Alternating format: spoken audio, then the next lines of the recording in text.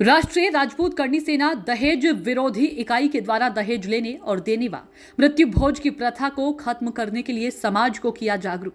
राष्ट्रीय राजपूत करणी सेना की दहेज विरोधी इकाई के द्वारा आज जयपुर के झोटवाड़ा में समाज के लोगों को दहेज लेने और देने की प्रथा को खत्म करने का संदेश दिया गया।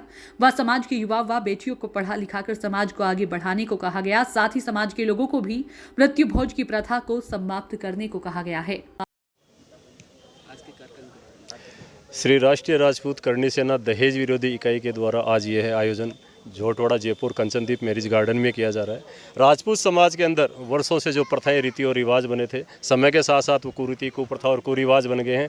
उन्हीं को लेकर के समाज की जो पीड़ा थी बचपन से देखते हुए आ रहे हैं, लेकिन कहीं न कहीं इसमें सुधार होने की जरूरत थी। जो प्रथाएं, रीति रिवाज बने थे, कुप्रथा, कुरीति और कुरिवाज कैसे बन गए, उन्हीं को देखते हुए समाज हित के लिए, समाज में विचारों के माध्यम से बदलाव करने के लिए हमने ये टीम के माध्यम से ये समाज में जागृति लाने का काम कर रहे हैं कि समाज में धीरे धीरे दहेज के नाम पर जो प्रताड़ित बच्ची के पक्ष को किया जाता है, बच्ची के घर वालों को किया जाता है, उनको ये प्रताड़ित ना होना पड़े। पढ़ी लिखी बच्चियां आ जाती हैं, लेकिन कहीं ना कहीं वो दहेज का शिकार होती हैं। उस पिता की तरफ देखो जिसकी एक पुत्री भी चली गई, ज़मीन भी चली गई, फिर भी वो बच्ची सुरक्षित है कि नहीं है, इसकी भी कोई गारंटी नहीं है। आए दिन देखने को और सुनने को मिलता है कि बच्चियों को हत्याओं के लिए मजबूर कर जाता है, बच्चियों को आत्महत्या करने पर मजबूरी होती है, वो कहीं ना कहीं दहेज ही है।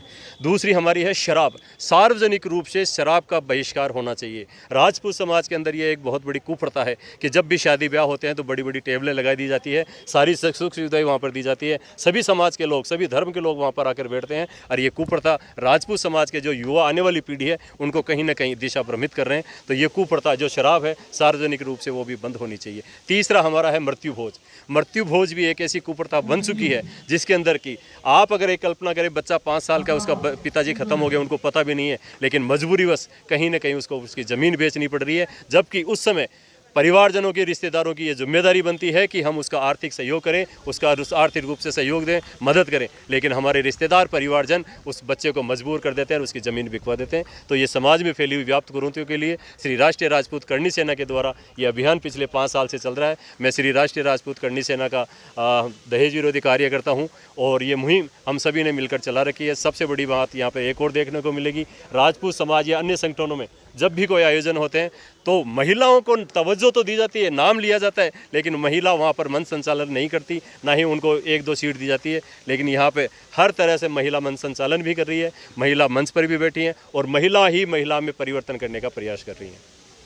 और खाली ये जो सम्मान समारोह है नाम मात्र का ही नहीं है, यहाँ उनका सम्मान किया है जिन्होंने इस कुरीतियों के खिलाफ आवाज़ उठाई है, जिनमें से एक मैं भी हूँ।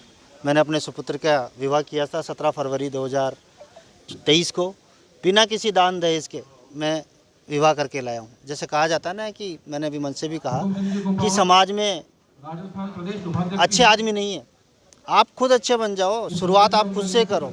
तो वही हमने किया। आज से 2015 में 5 साल मेरे फादर एक्सपायर हुए थे, पूरे गांव में मृत्यु भोज हमने बंद किया। उसके बाद आज मेरे पूरे गांव में मृत्यु भोज बंद है।